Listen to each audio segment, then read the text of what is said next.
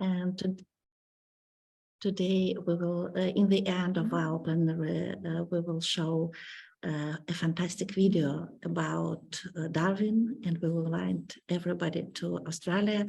And I will say that if somebody wants to see the delegates of this conference from Australia or New Zealand, so he has to go to Australia, because now it's too late for them. So the only one chance to see them is to go to the next conference in Australia.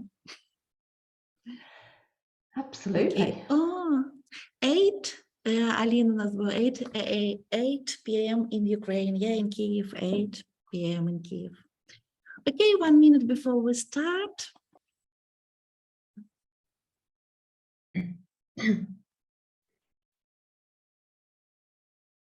55 participants we have for now.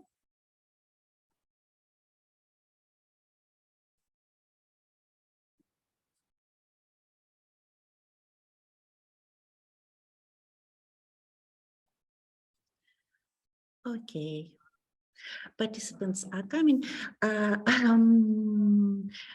May I start with just a few points from in terms of tech support. We have, for this session, we have in webinar mode. It means that you can see the panelists, the speakers, you can see our video, and I hope that you can hear us. But all other participants cannot turn on their camera or microphone. You can only use the chat for sending to us messages or questions or comments, so please do it. In the end of the session, we will invite everybody to join us in the to join our team of the panelists, and everybody will be able to turn on the camera and to say a few words in microphone. So I would like also to ask the panelists, the speakers, to turn off their camera during their speeches, because we have, as you see, we have international sign language interpretation. So it would be better if we will have just 2 videos on our screen, the speaker and the interpreter. Is it okay? And I would like to take this opportunity to say thank you very, very much to our absolutely fantastic ISL interpreters. Ramon, thank you very, very much to you and your team. It was not easy to support us, so many technical issues, I know, but you are absolutely great team. Thank you very, very much. And thank you to CBM, Christian Blind Mission, our official partner of this conference, for providing this opportunity of international sign language interpretation for these sessions. Our sessions also, our plenary session also is translated into Ukrainian. So you can see in the I think in the bottom of Zoom, but it might be also up. You can see the button with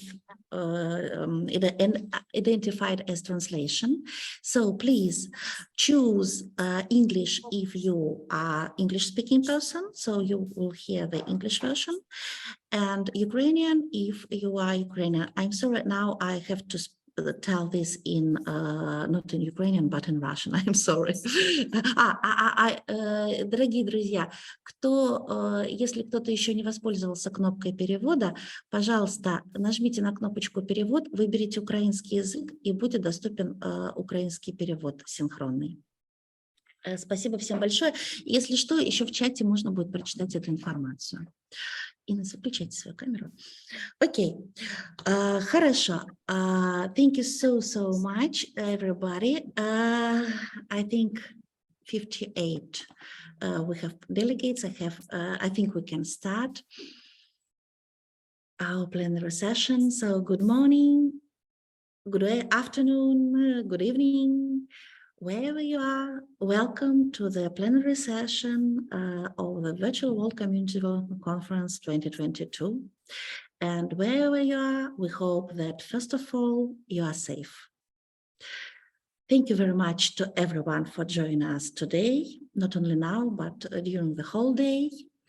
Many thanks to all the speakers and presenters for your huge contribution. Thanks to all to your huge contribution, and thanks to all the delegates for your participation and support.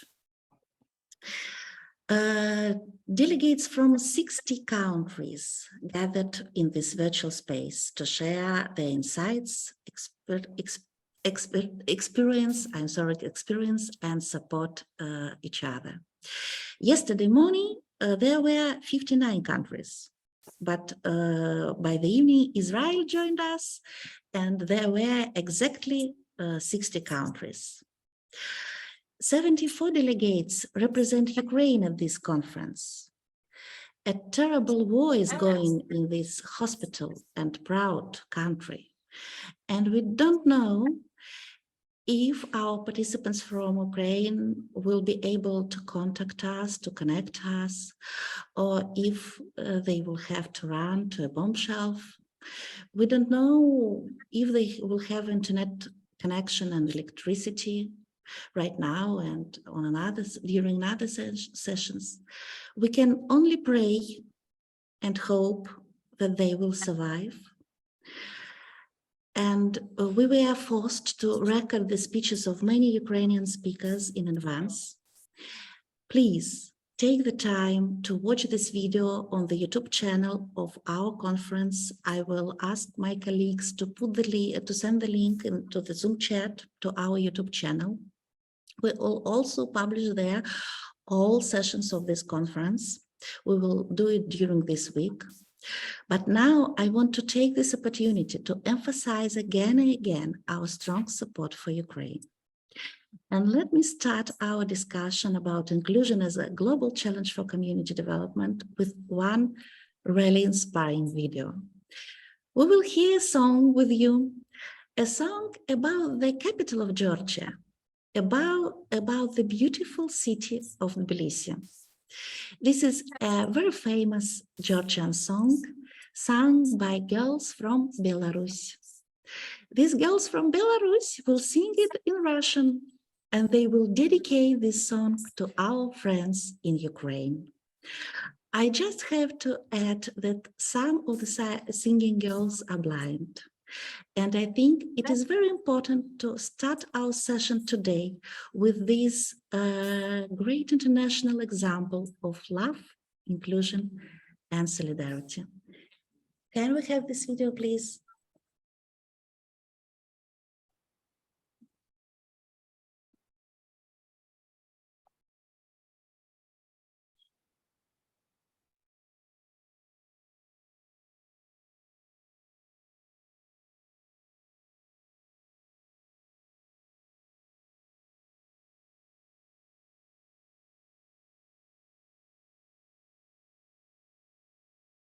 I am sorry, just 1 minute.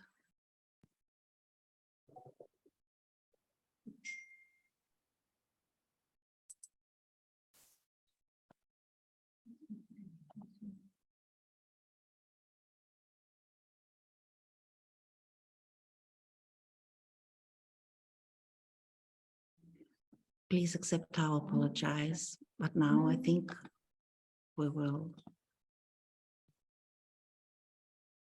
have this video. It's absolutely fantastic video.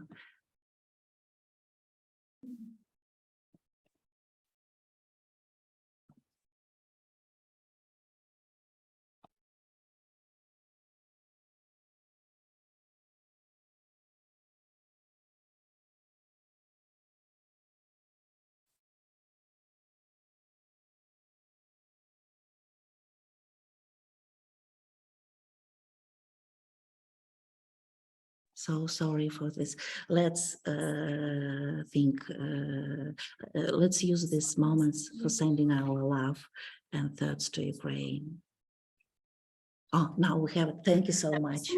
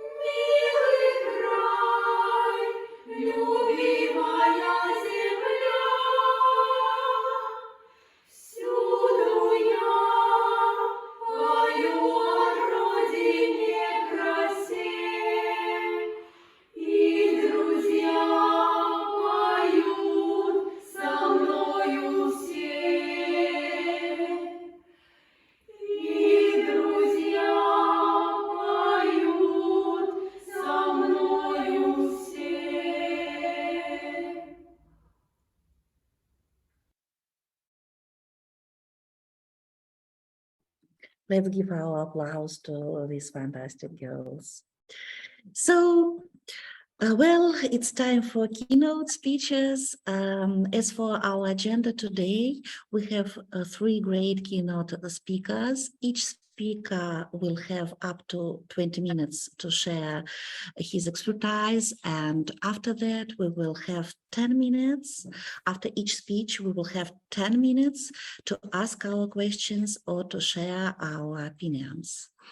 So please write your questions or comments in the chat. It will be great if you will do it during the speech and not just in the end. It will make easier for our moderators there task. So, and now it's my pleasure and a great privilege to give the floor to our first keynote speaker from USA, Dr. Mary Emery. Dr. Mary Emery is the chair of the Community Development Society and also the director of Rural Prosperity, Nebraska. Thank you very, very much, Mary, for accepting our invitation and for joining us today. Please go ahead. Thank you so much for the opportunity to participate in this wonderful gathering across nations and continents. I bring greetings from your sister organization, the Community Development Society. And I understand that there is some discussion about how we might again partner on a conference together somewhere, perhaps in the Americas. We also would look forward to a closer connection with IACD as both organizations strive to identify the ways in which together we can contribute to making our field more relevant, timely, and successful in nurturing positive social change and inclusion. At the same time, excuse me, the lessons we learn from each other continue to enrich our work. I know I often go to your website and improve the outcomes for those with whom we work. Today, we live in a world of turmoil with wars, climate disasters, and other seemingly intractable challenges that leave in their wake traumatic outcomes. Sometimes in these situations, small changes can make a bigger difference than we realize. So I wanted to spend some time today talking with you about what we think we're learning about positive social change processes and how we can contribute to building our capacity to work together.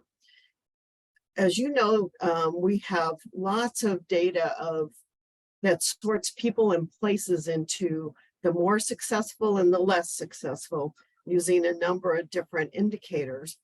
What's interested me throughout my life is looking for answers to the question, why does this community struggle to survive when the one just down the road in a very similar situation continues to thrive?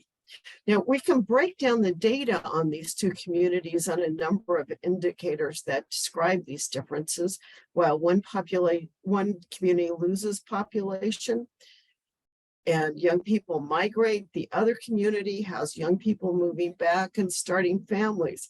While one seems to grow poorer and has more boarded up buildings, the other's buildings are occupied and in good shape with people buying and selling services. We have a lot of information on these types of communities, probably more on the poor performing ones, as we tend to study what's not working more than what is, but that still doesn't help us peer into these communities to see what people are doing every day that's so different. We've worked hard to learn from community leaders and others to help us better understand what's going on in these more vibrant communities that's different from what goes on in those that are struggling. The approaches that have been particularly helpful to us in our work include three ways of thinking about and doing our work. Change the slide, please. First, we've focused our attention on the thriving communities using an approach called Appreciative Inquiry. So instead of trying to analyze what isn't working, we try to work to better understand what works and why. And I know many of you are familiar with Appreciative Inquiry. For those that aren't, just a quick introduction. Appreciative Inquiry focuses on inquiry, cultivating our curiosity to know more about what's going on through sharing our stories with each other and asking new kinds of questions. It centers on appreciation, primarily through storytelling, which helps people think about what is going on in those stories that leads to success. So it's basically a glass is half full approach rather than a glass is half empty. In most cases, this process leads to new knowledge, as people don't usually think too much about what are the conditions or factors that helped us be successful in our village cleanup or in the development of a new school program or the implementation of an entrepreneurship support program. When people have the chance to tell their stories and learn from them, they're able to discover new knowledge that reflects what works in that community and why it works. At the same time, they build trust in working together. This is the first stage of appreciative inquiry, discovery. Discovering what's working and why leads to the second stage, dreaming. how can we make it better? If this is what's working well, how can we take this new understanding and what can we do to make to look at what's possible and to harness this new information to create a better future for all? And that takes us to the third stage, design. And in design, what we're looking at is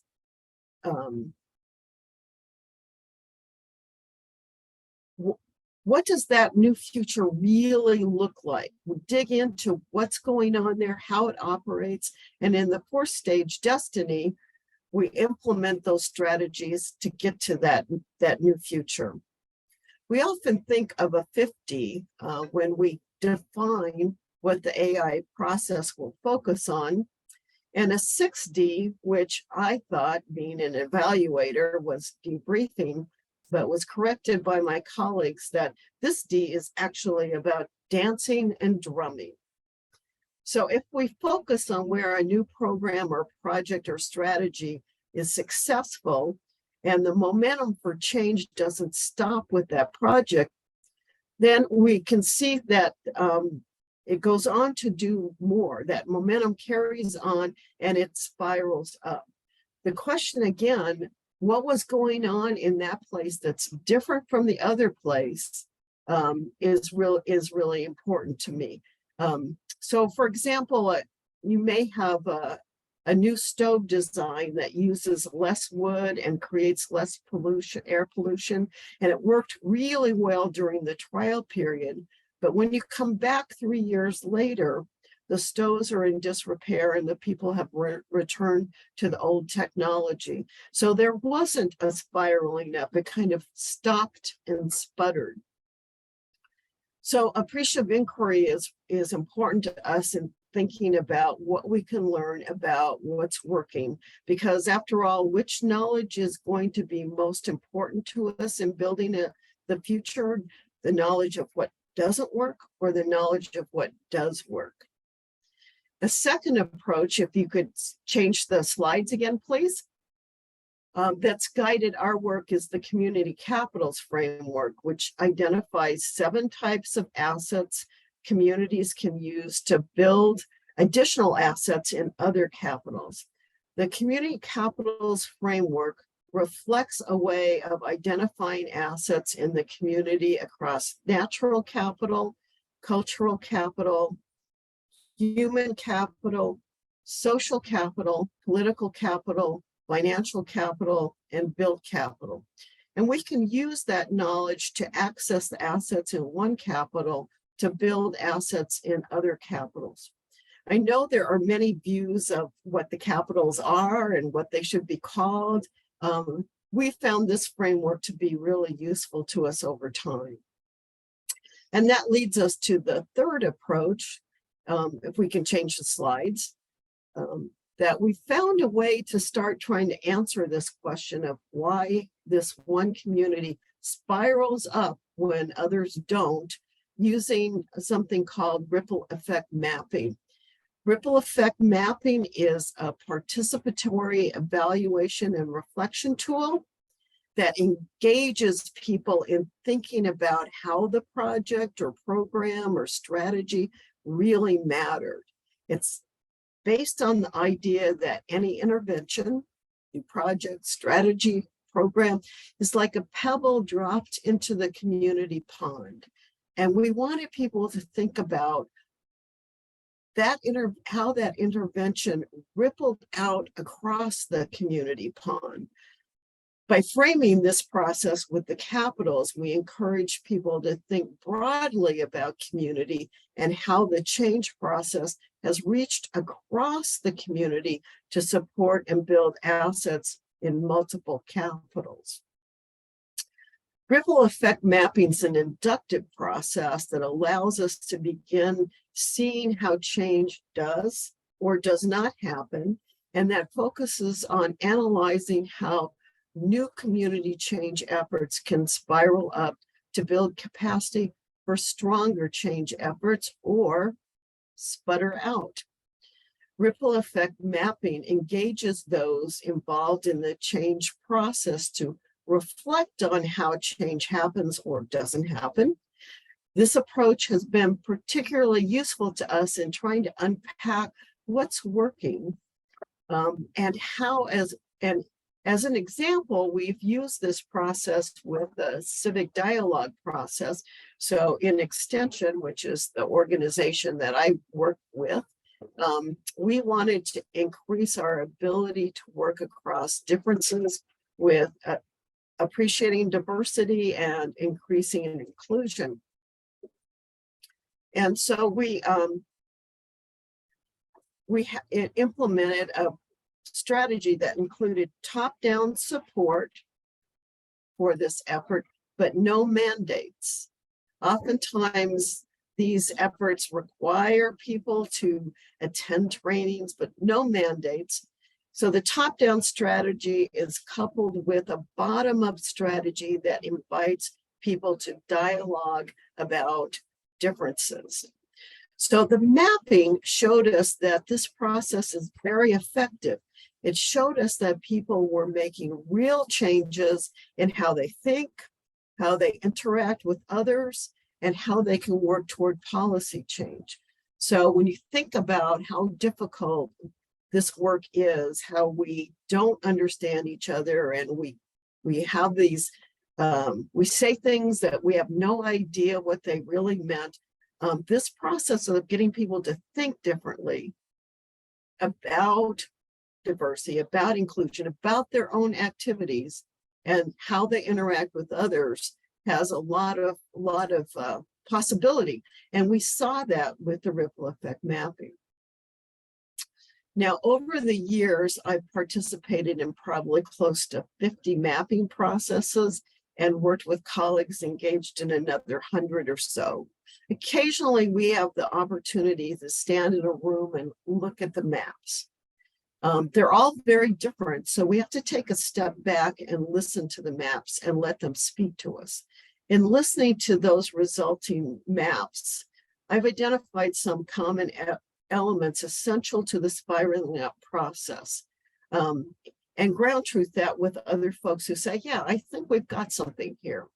In that first very critical spiraling up, we do not necessarily see a causal pathway, but we see a collection of essential outcomes. If you could change the slide, please.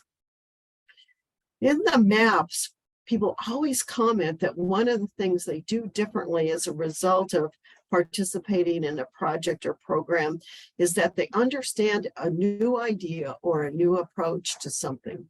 And they also identify a small success using that new idea or approach. And that leads to a new way of thinking of what's possible. The mapping process also brings out examples of the emergence of bonding social capital across our social capital bridges. People become friends with those who are different from them, who come from a different place, a different a geography or a different culture. Here is where we really see a difference in doing work for people as opposed to working with people. When we're bridging across differences, we're working with people. When someone is doing something for us, we don't create a strong relationship with them, and we do not build the same kind of trust that we do as when we're working shoulder to shoulder to make some kind of change. And finally, all the things I have mentioned are really important, but the spiral does not complete that first loop without an opportunity for reflection. It's in that reflection process that we see how our role and the role of others has really made a difference that leads to meaningful change, particularly in relation to building that sense of both individual and collective efficacy. Look what I did. Look what we did. So over the years, I've been involved.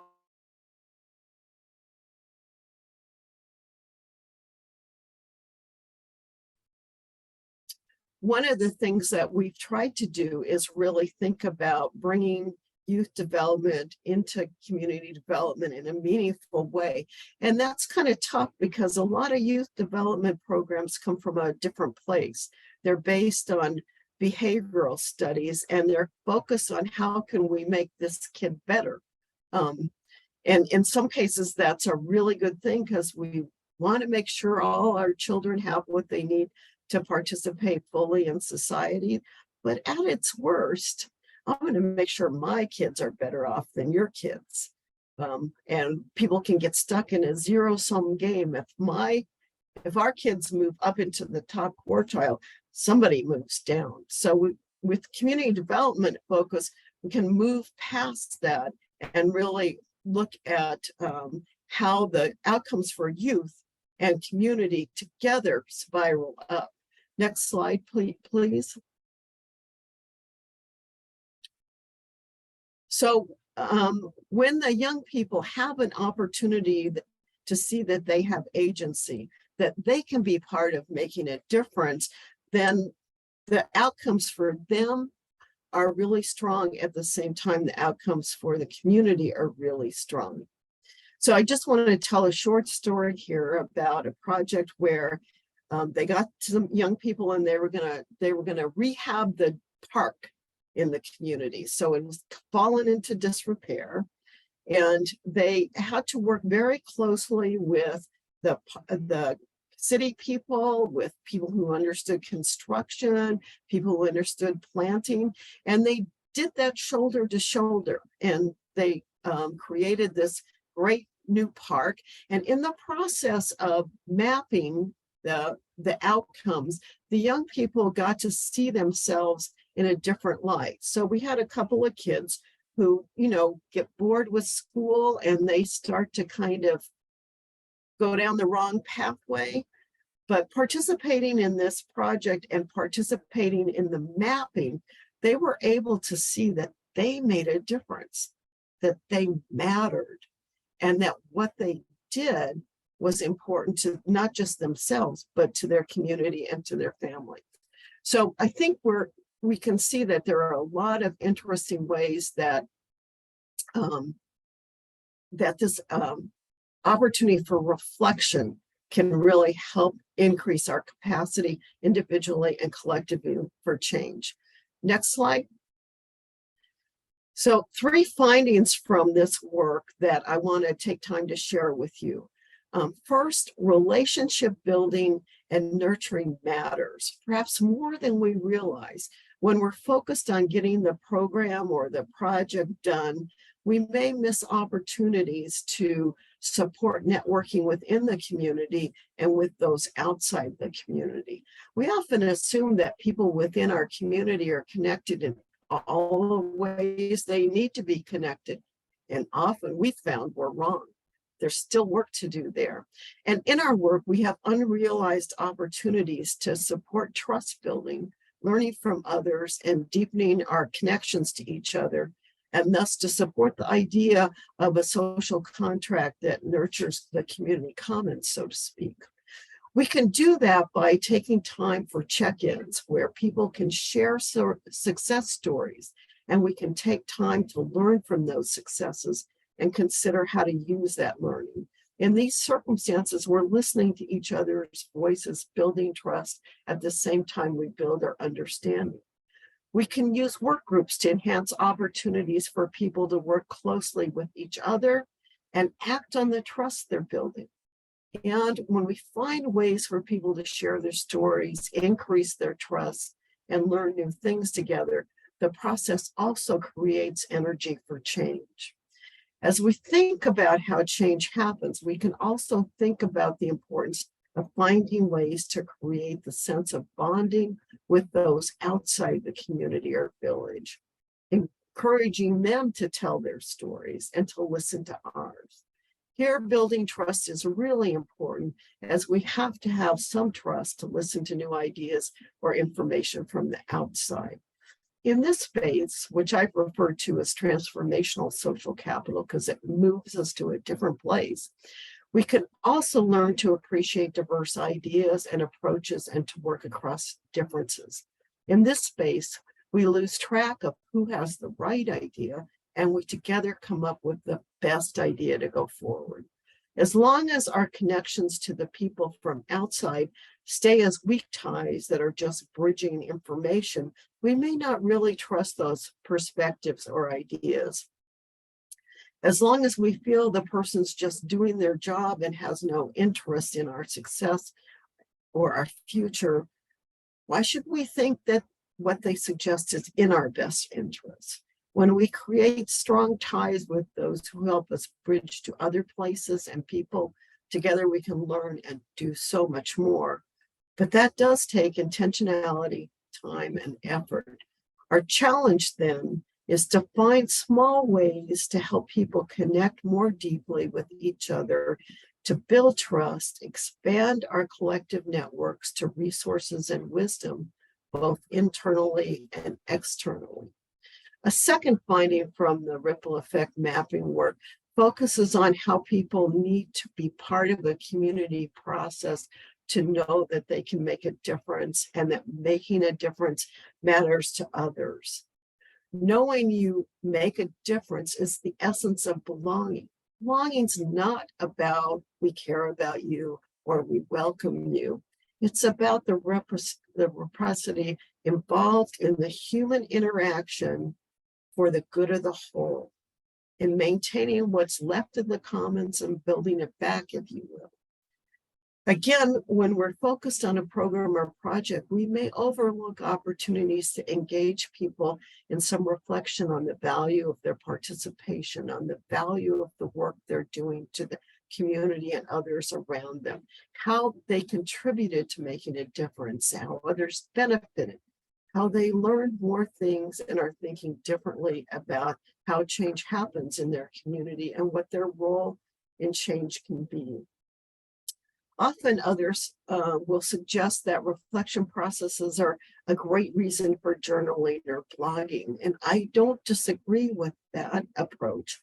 And I also feel strongly that collective reflection is critically important for encouraging collective efficacy.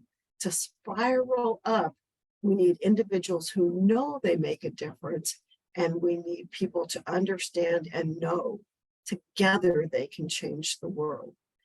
Final insight from the map focuses on the intangibles, human, social, political, and cultural capital. For most of the mapping processes, as I said, we use the capitals to shape the process and analyze the map. Mapping shows how positive change helps us better understand how people are able to use assets in one capital to build assets in other capitals. Conversely, we can also use the mapping process to map the decline of assets due to natural disasters, war, or pandemics. We can then think better about the increase or decrease of assets as a way to understand what's going on and how the community is changing. With the mapping process, as we finish up identifying what changes people identify as a result of their work, we ask the Dart and Davies question, what's the most significant change on this map? More often than you might think, people identify a change in how they understand the community to work. That is, we can think of cultural capital not just in terms of heritage, language, and the arts, but also the everyday ways of thinking and doing that shape our community interactions. The implicit knowledge of how things get done in this community. Most significant change comments often come from reflection on both individual and collective efficacy. We know we can make a difference. I was doing some mapping with some young people and they said, adults in this community know we make a difference now. Community people coming together and saying, we know that we have to make our own future. These are really important insights. Oftentimes they will also identify changes in social capital, new people, new networks, new connections, and how important they are to the community. So sometimes the most significant changes are not a new building or new money coming in, but people seeing each other differently, learning new things, and thinking about themselves and their future differently. Last slide, please. As we engage with the challenges of our time, my hope is that by intentionally taking small steps to increase trust and networking opportunities, to reflect on how we are making a difference together and to learn from each other along our journeys toward more inclusive and just societies, we can better defeat the turmoil of our time by being intentional about creating trust, networks, and providing opportunities for reflection. I thank you so much for the opportunity to participate. I hope this has been useful to you, and I look forward to your questions or comments. Thank you very much. Thank you for sharing with us your vision and such a great expertise. Dear colleagues, we are ready for the questions.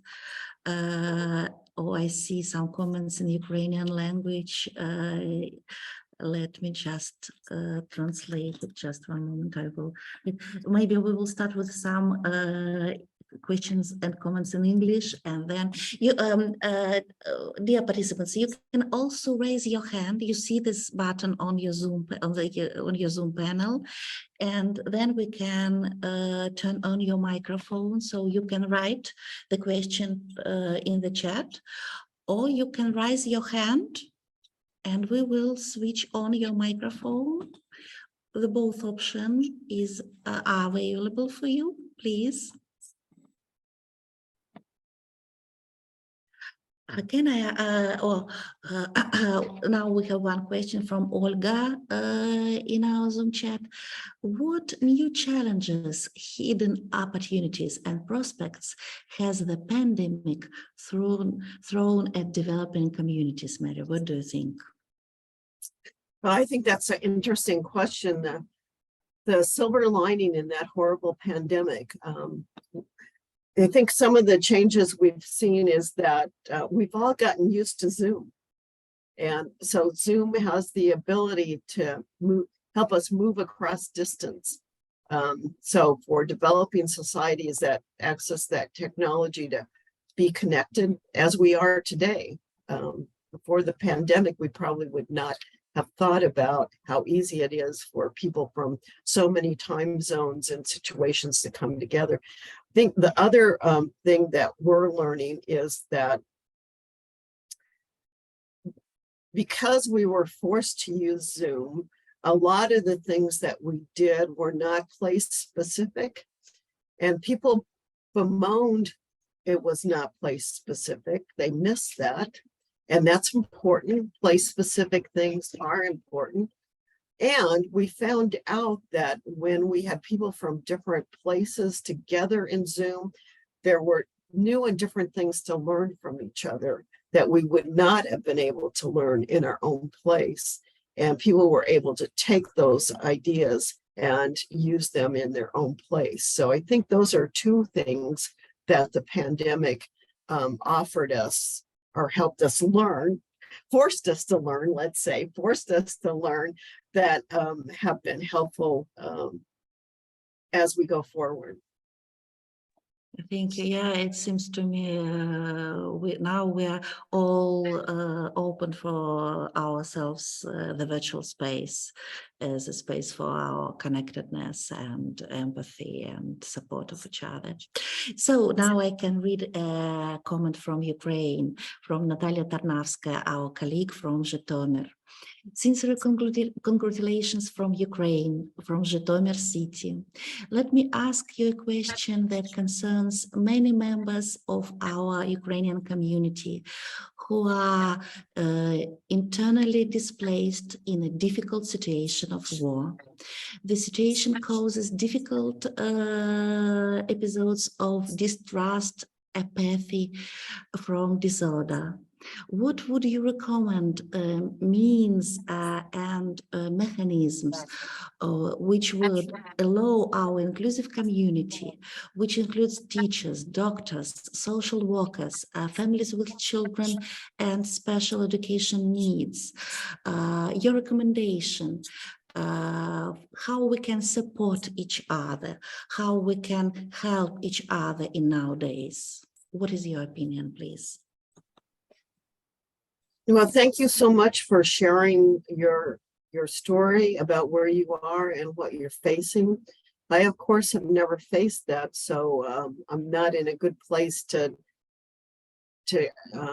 make a lot of suggestions. What I will say is, in our country, we have some communities where there's a lot of distrust, and some communities where people feel like things are hopeless.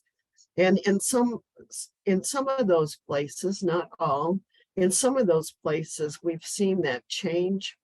And what we've seen that really helps it change, and I'm thinking in particular of a project we worked on where there was a long and violent and difficult history between the indigenous community and the white community.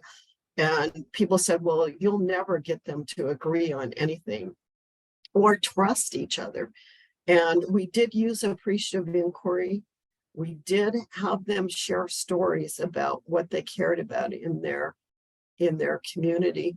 And the sharing of stories created some bonds because people felt very strongly about the future of their children. And they were willing to talk about how they could work together to create a better future for their children.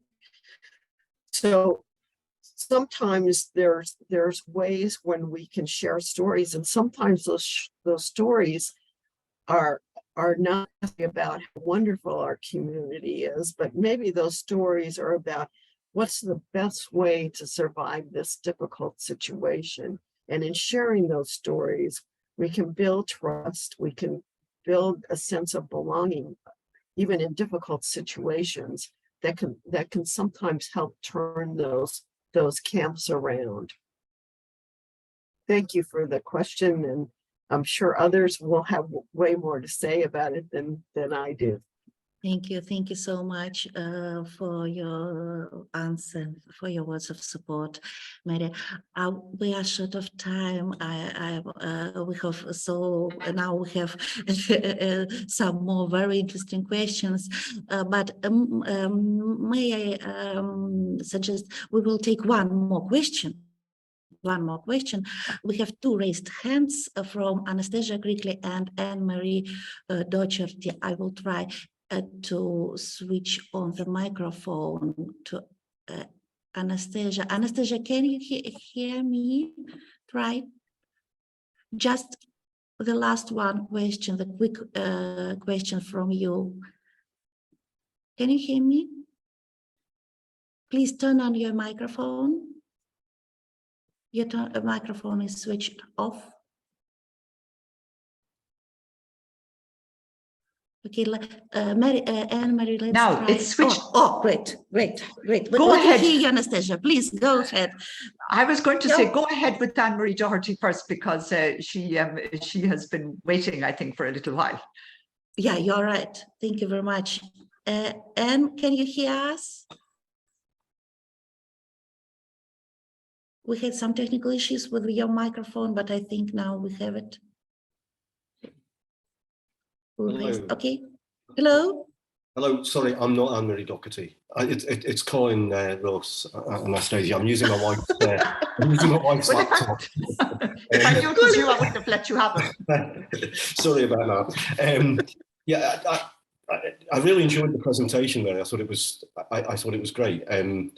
You know, just about everything you said was ringing bells with me, including what you've just said about, you know, people's children. I think sometimes people can find hope about what's going to happen to their children when they can't actually find hope about really about their own lives. But I was just really going to ask you about, one of the things that really struck me was when you said about the importance of everyday ways of thinking and doing. And I think you said something about the implicit knowledge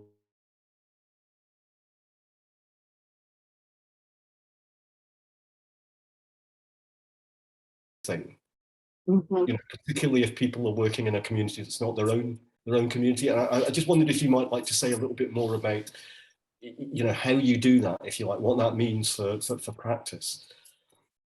Yeah, and I sometimes refer to it as the wallpaper in the community. People just take it for granted, but if it's dark, dingy wallpaper, it changes how you think about what's going on. If it's bright wallpaper, it gives you energy.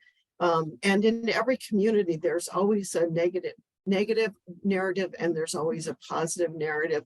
And so about how things work. So there's always the glass is half empty folks, how bad it is, and the glass is half full. And so what we want to do is find ways to surface the glass is half full narrative. And so one of the things that we found is that asking people to tell stories and sharing information can be a bit contagious. So people will listen to people in one place, and then they'll be interested in those stories in other places. And so it takes less effort than we might expect to push towards that positive narrative, because people do like to talk about what they like about their community and why it's important to them. The other thing that I think is interesting about this is you can actually have some strategies. So one community we were working with was really concerned about the naysayers, and so they organized themselves, and in farm communities in the United States, there's some people who go to coffee at 5:30 in the morning, and there's a different group of people that go to coffee at 7:30, and a different people that go to coffee at 10. So they assigned people different times to go to coffee with the job of telling the positive story. And they had some real good luck with that. And they had some small successes. And right now, that community is one of the few booming communities in this part of rural United States.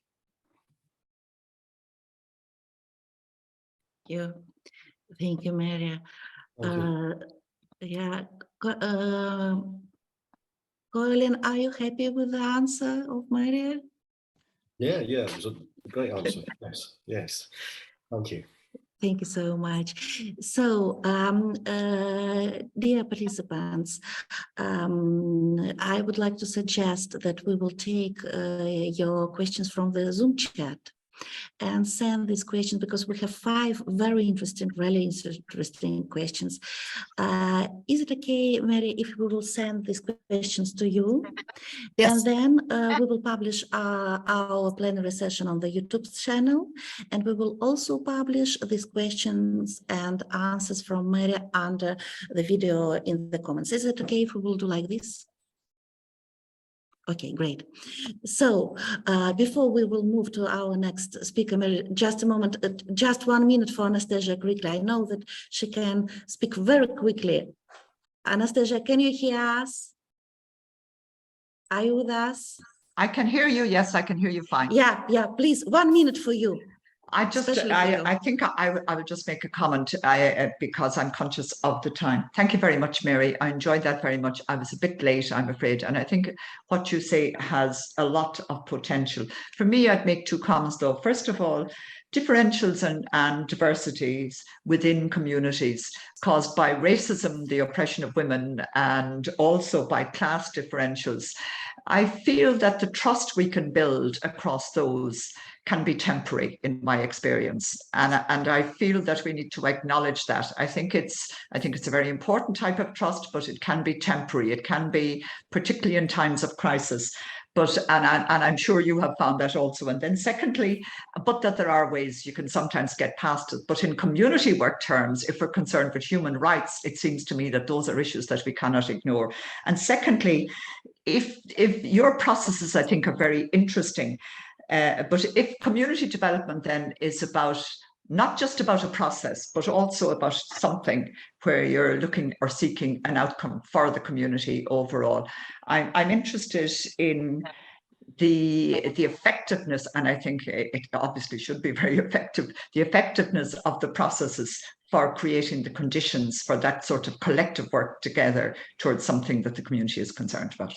So but let's talk about it later because I'm conscious of the time. Thank you very much. Thank you very much, Anastasia. Thank you very much, Mary, for your great input. We really appreciate this.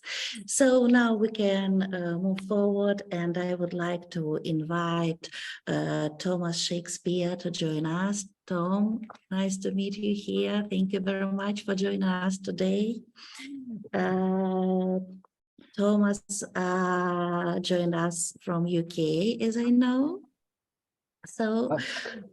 Yeah, Thomas is Professor of Disability Research at the London School of Hygiene and Tropical Medicine and Chair of Light for the World. He also is the author of Disability Rights and Wrongs and more than 100 other academic publications, and also co-author and co-editor of the World Report on Disability 2011. It's a great honor and a great privilege to have you today with us. So I'm happy to give you the floor. Please go ahead. Thank you very much, Anastasia. It's very good to be with you and all our delegates and friends. So my contribution is going to be entitled Disability Inclusion, a Challenge for Communities. And I think you kindly mentioned the World Report on Disability. It's 10 years old. Only last year. So let me highlight what it said.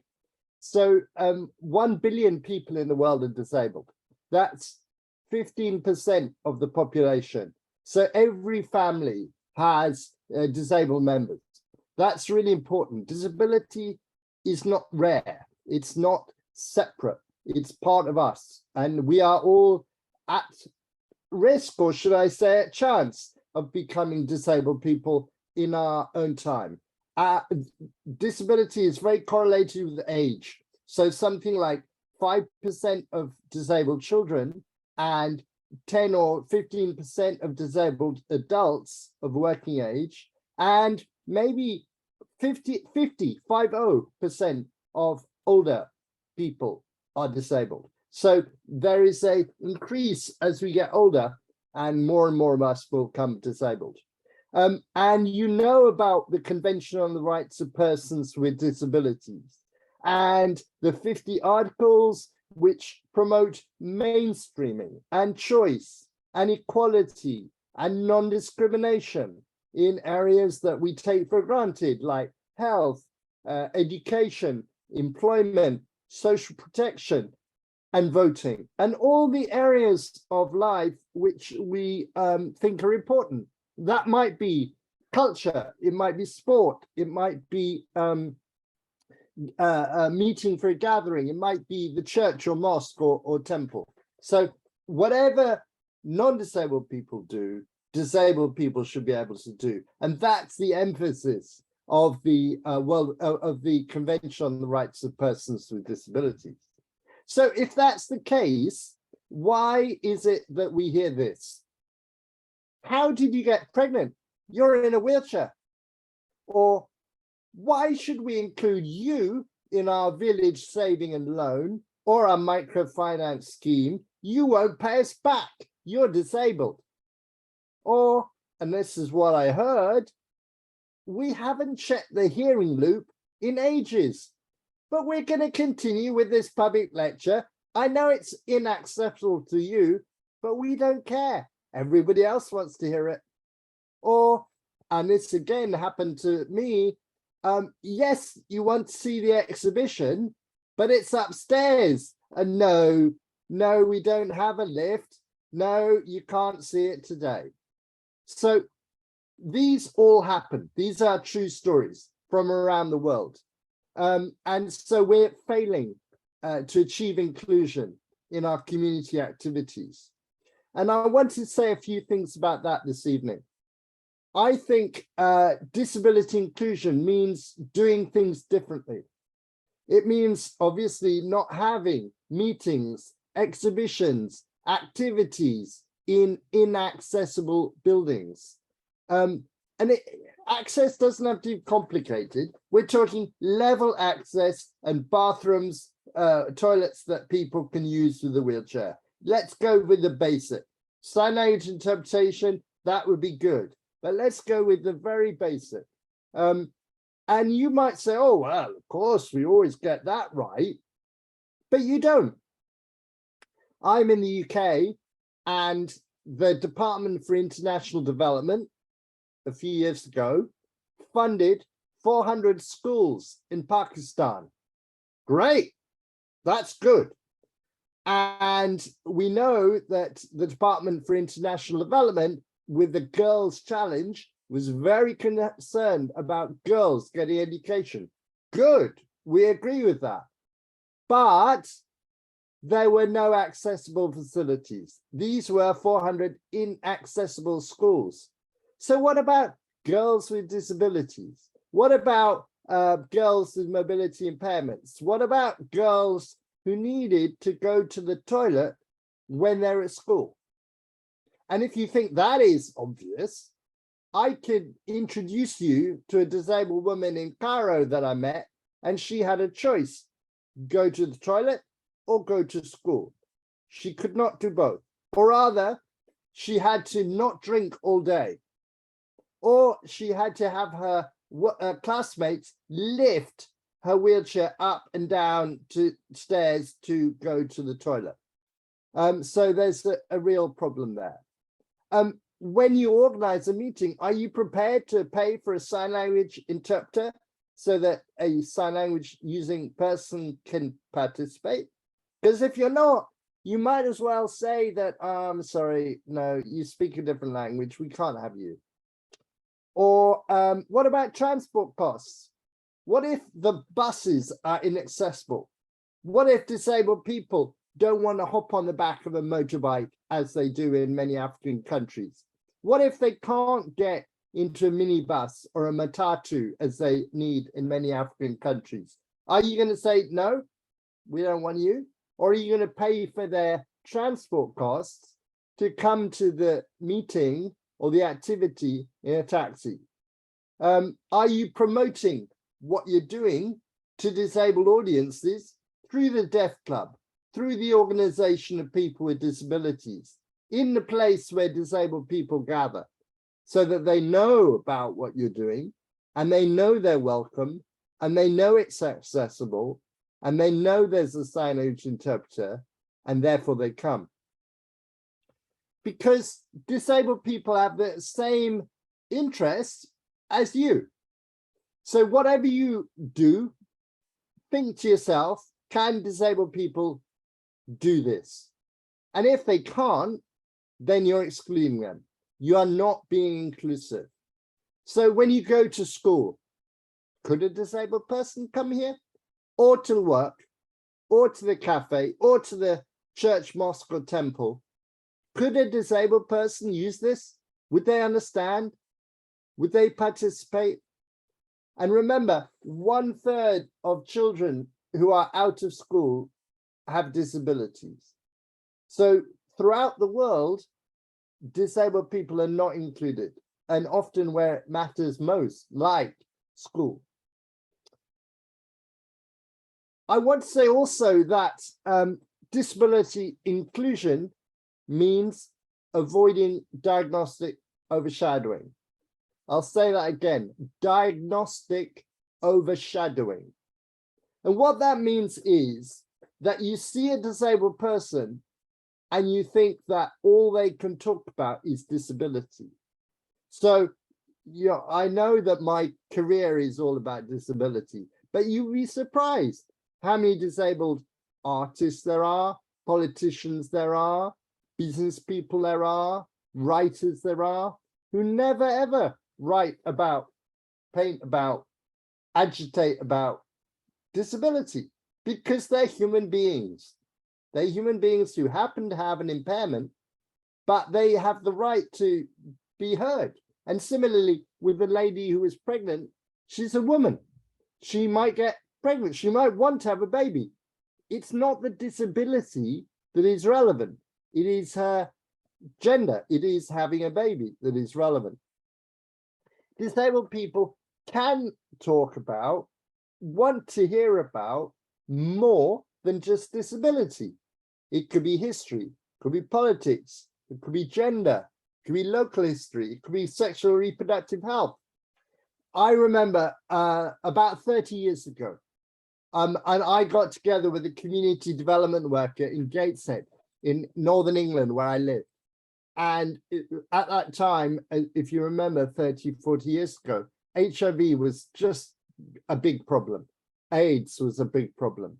And we presented information around the working class areas of Gateshead, through the pubs, through where people went for a drink.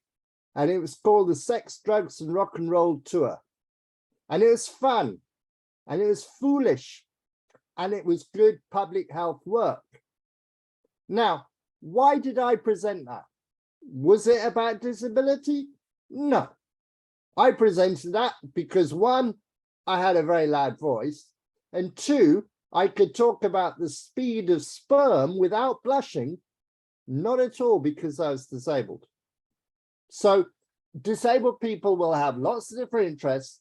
Do not think that they are only and always disabled. And the point about it is that inclusion is vital. We know, I think, about the Sustainable Development Goals, and they're really good. They mention disability, and the Millennium Development Goals were good, but never mentioned disability. So there has been progress. And the point is that we will not achieve the Sustainable Development Goals if we do not include disabled people. So we're talking about, there's a phrase, universal primary completion. And it means all children going to primary school. But you can't achieve that unless you include disabled children. We talk about primary healthcare. You can't achieve that for everyone unless you include disabled people. And so it goes on. In terms of any universal provision, remember what I said, disabled people are 15% of the population. So if you don't include us, you're not going to achieve your goals.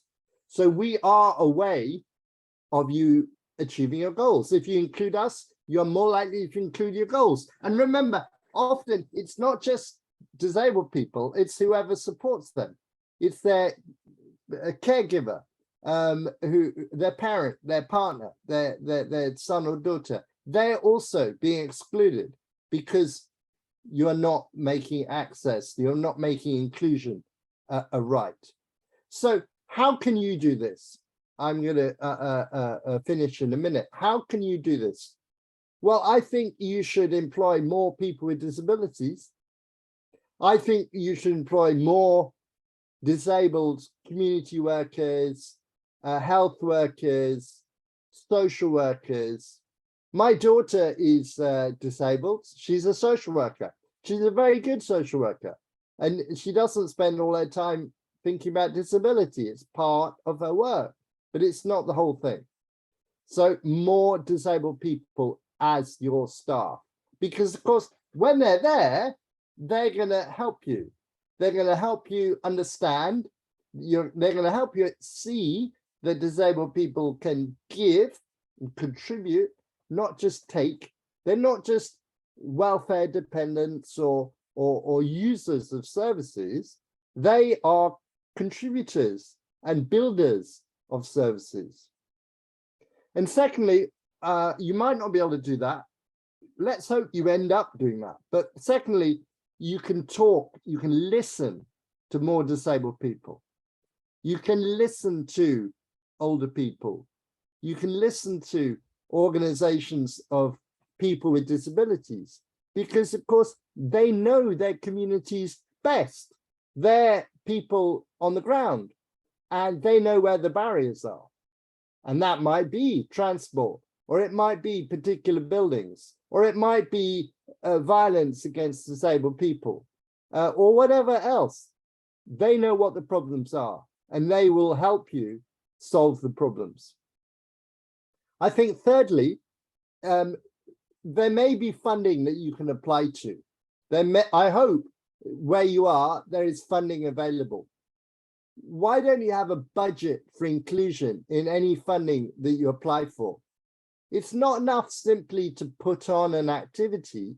You need to say, what would it take to make this activity inclusive? And we have a concept in the disability rights movement, which is reasonable accommodation or reasonable adaptation. And what that means is that we're not asking you to, I don't know, drive a hole through sheer rock to ensure that all subway stations are accessible. We are reasonable. So we want you to do what is reasonable to assure access. And nothing that I've spoken about in this talk is unreasonable. And it might be that you can't do it all at once. That also is fine. The Convention on the Rights of Persons with Disabilities has this concept of gradual realization. And gradual realization means that it's not all immediately possible, but we can move further and further towards it becoming possible. And what we should not do is go backwards, because there's no reason why it goes backwards. We need slowly get better and better. Thank you for listening to me. My message really is, don't segregate the response to disabled people. Don't segregate disabled people. Mainstream us. We are like everybody else. We are human beings. We are part of communities, or should be. Let us live in communities, not just in communities, but of communities. We are neighbors, we are workers, we are audiences, we are participants. And if we're not, we should be. And in the 21st century, we need to have a world where we really build inclusion, where we really include everybody, because only that way will you have the advantage of so many disabled people who can make the world a better place. And I promise you, whichever culture you come from, whichever language you speak, whichever art form you espouse, whatever activity you favor, there will be really successful disabled people who've done it first. So, amplify them, learn from them, share what they do, and then we'll all be better off. Thank you. Thank you very much, Tom. Thank you for sharing your passion with us. I see a great comment in our Zoom chat from Trish. Well said, Tom. Thank you. I totally agree with this. And some more comments. Thanks, Thomas. You are hitting on many difficult issues regarding disability inclusion. We absolutely need to have a more positive recruitment drive to include more people with disabilities to join the workforce. Thank you for your powerful presentation. Thomas, thank you so much. From Nargis, comment from Nargis. Thomas, thank you so much for your inspiring words. As I know, because Nargis is my colleague, she's a member of our organizing team. She's a mother of two fantastic girls. One of them are a girl with autism, so she can understand what you are talking about. Daniel Muya. Quite illuminating. The statistics need to be reviewed. The 1/3 of global persons with disability are supported by close to a similar number. The implication of this needs to be appreciated and quantified so that disability responsive interventions and policies can be fast-tracked and mainstreamed for collective benefit. Guldana, bravo, Tom. Sultanat from Kazakhstan, our next keynote speaker. Thomas, amazing presentation. Thank you. From Dinara, so energy, passion from speech of Thomas. Thanks. Thank you, Thomas. And Vitayu, it's in Ukraine. Now we are ready for the questions. Who will start? So many words of support. Thank you, our dear participants, for this word and for your hair. Do you see these hats? We have a lot of hair. I see a lot of hats on my screen. Do you see them? Okay. I see. We have a question here. Okay. Also from. I see the raised hand. Now we will turn on the microphone. Rehana, can you hear us? Are you with us? Now, Rehana Findlay, I'm sorry, I don't know how to pronounce it properly. Now you can switch on your microphone. Yeah, my microphone's on. Yeah, we can hear you. Please go ahead. I just wanted to ask the question in relation to what Thomas just put about 15% of the population being disabled. But why is it that only 1/3 of school children who are they're out of school rather who are disabled? So what's going on there? Well, actually, that's a big number, because only about 5% of children are disabled. But 1/3 of all children who can't go to school are disabled. And the reason they can't go to school is often to do with barriers in the school, barriers in the transport to school, often teachers who are not trained to teach children with disabilities. And of course, the fact that they can't go to school, that means they're at home, and that means that their caregivers, usually women, can't work. And so it's really bad for poverty and also the opportunities of these young people who in the modern world, and particularly for disabled people, you need qualifications if you're going to get a job. And so, disabled people often don't have the physical possibilities that others have. And so I remember speaking to a blind man in Zambia. And he said to me, my mother always said to me, she said, you of all my children must go to school. And she was right, because that was his hope. And he was a very successful headmaster of a school. Thank you. Thank you. Thank you very much. So we have one more question from Nargis. Inclusion, just a comment and then a question. Inclusion is about all of us, about all people. Inclusion is a process, and this is work on creating social opportunities for the well-being of any people, regardless of their diagnosis or their absence, regardless of age, gender, or other characteristics. And this is much more than organizing an accessible environment. Thomas, what steps would you advise people to take within communities striving for inclusivity and diversity in order to overcome boundaries in people's minds? Yeah, so what's said here is that it's not just physical barriers, it's also stigma, discrimination, the way people think. And I think I speak to a lot of school children, and I think actually meeting somebody is really, it changes the way they think. And they realize that they needn't be frightened, that they can include people, and that people like Tom or like Mary or whomever are just people. And so I do think the power of and I do this for medical students as well. And they meet a lot of sick and unwell people, but they don't meet people as equals who have disabilities.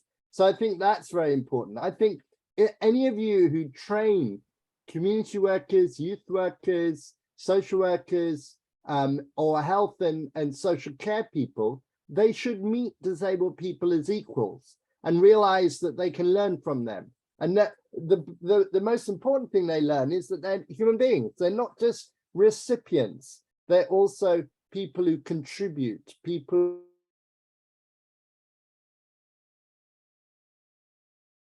Those of you, who are writers or artists, or maybe who have influence over, it might be as simple as soap operas on radio or television. Have they had disabled people in?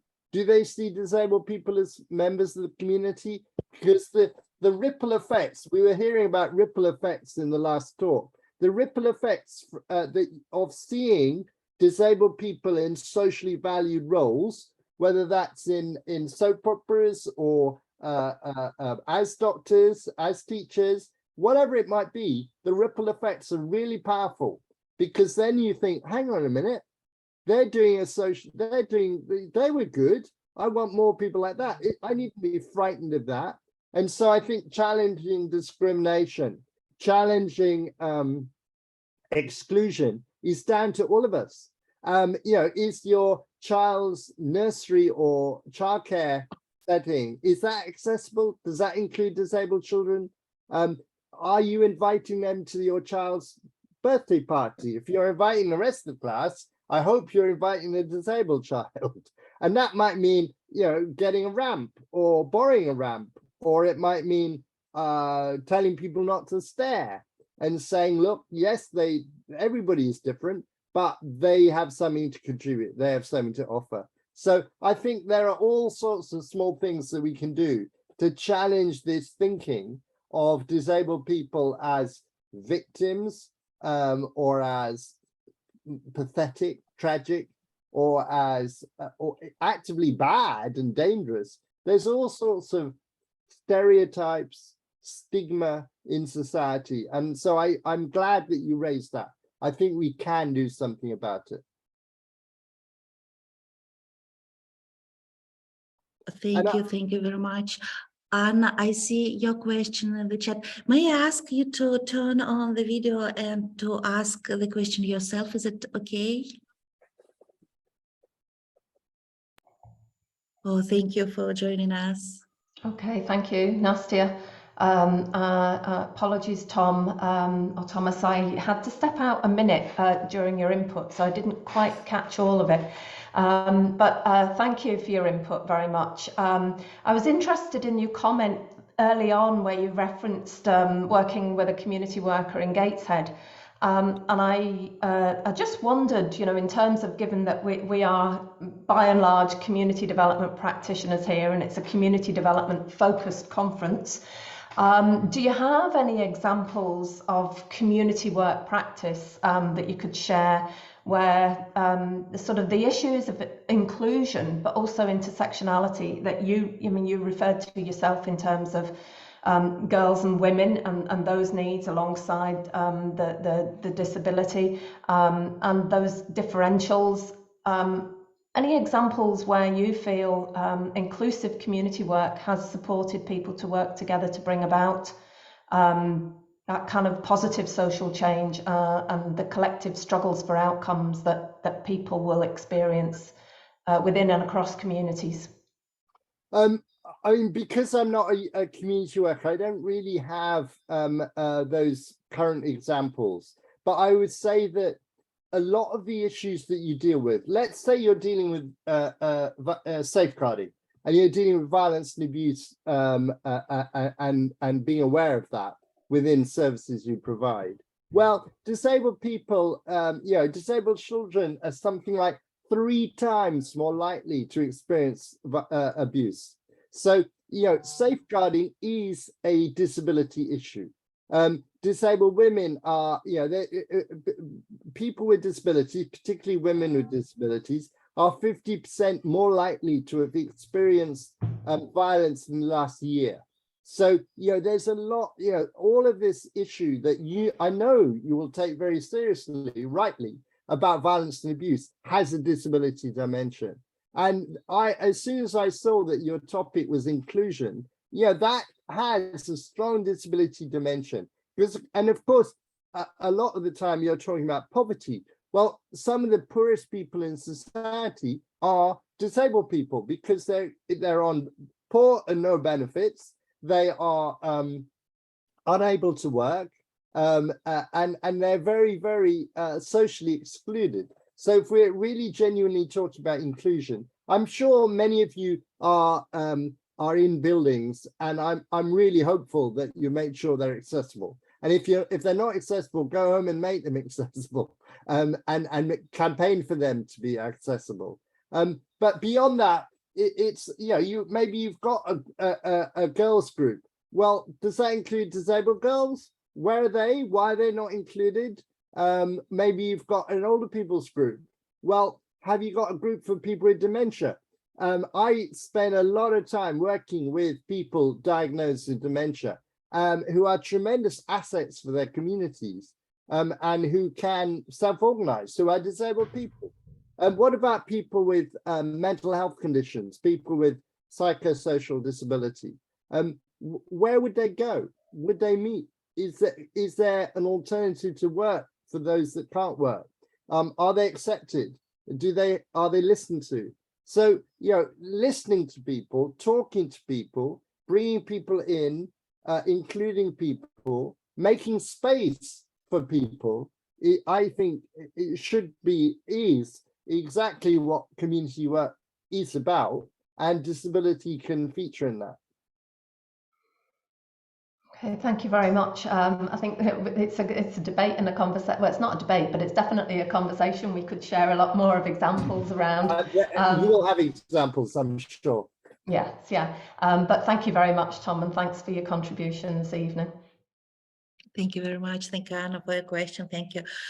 One more question from Ukraine we have from Victor. Thomas, thank you for the wonderful report. Tell me, please, where did you start to overcome the barriers in your society? Well, I'm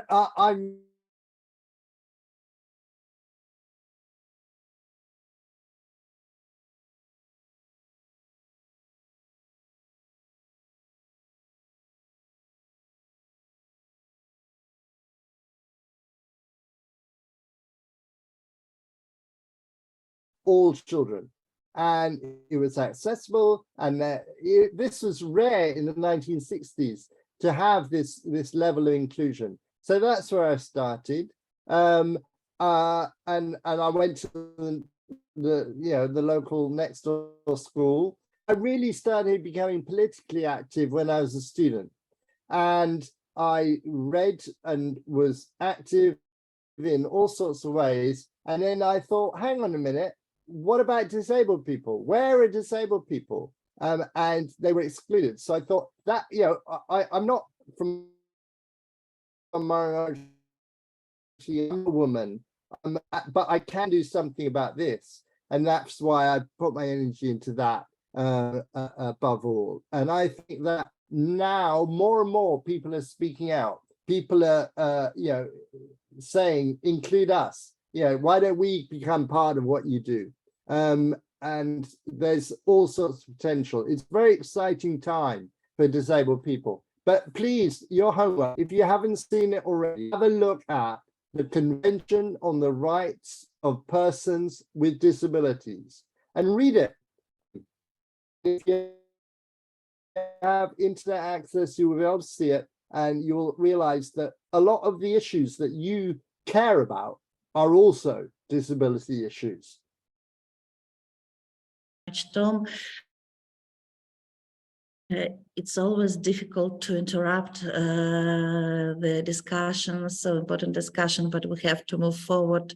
Thank you so much for your contribution. One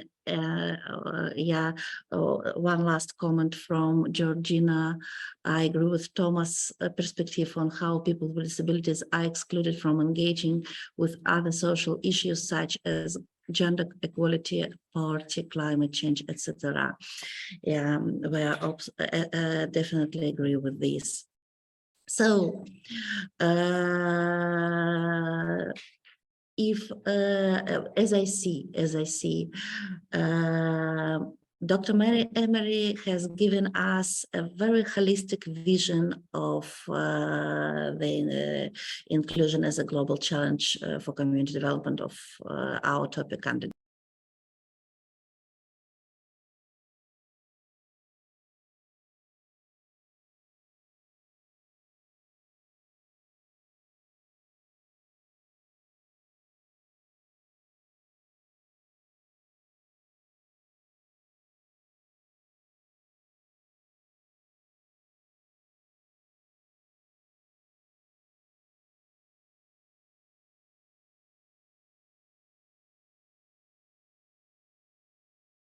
I'm sorry, it seems to me we have some technical issues with internet connection.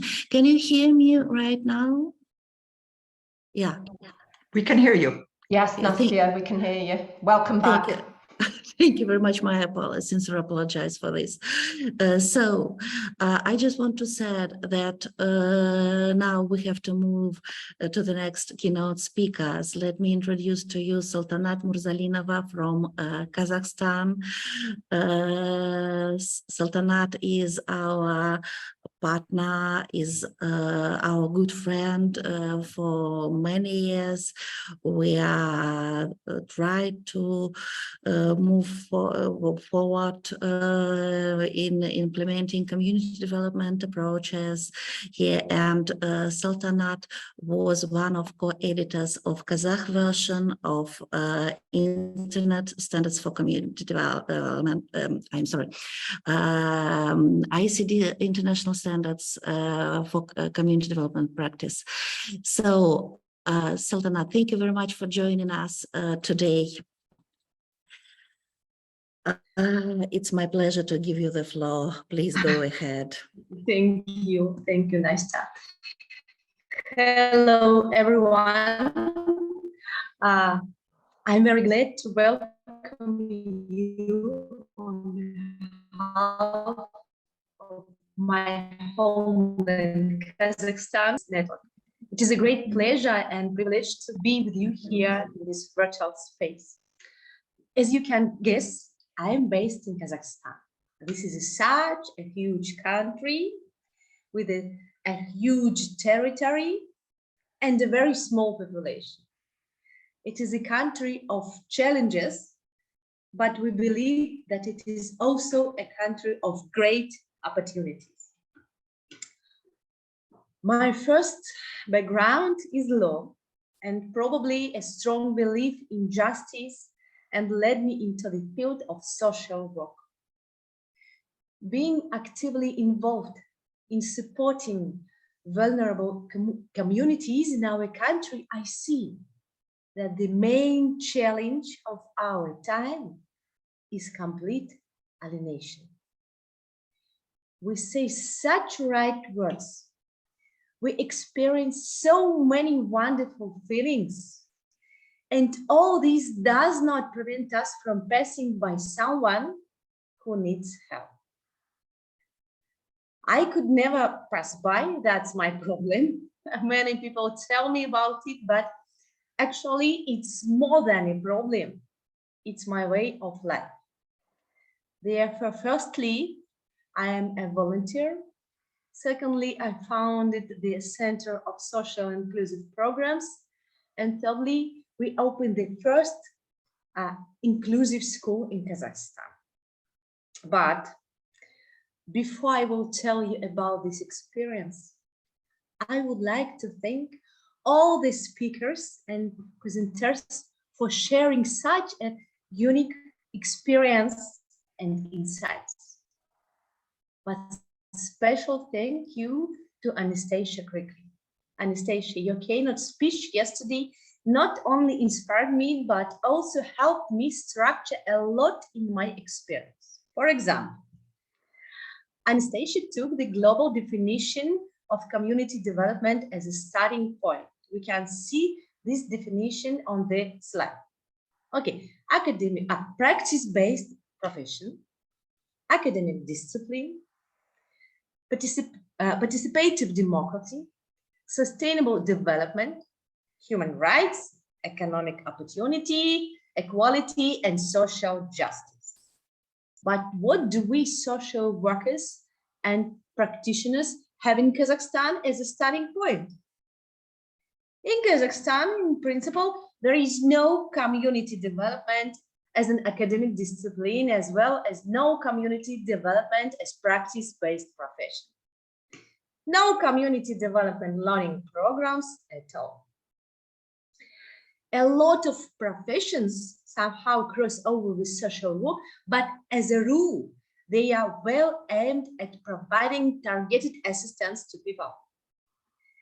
All these related specialties do not realize the tasks of community development. For this reason, the ideas of participative democracy, sustainable development, rights, economic opportunity, equality, and social justice are not being implemented in a fundamental way. But how did I end up here at the World Community Development Conference with such a starting point? Why am I here if there is practically nothing in my country in terms of community development? Let me show you one video. It is on Russian language, but please look at the faces of heroes of this film. And I would like to stick your attention how they express the empathic connectedness between them. Please, video.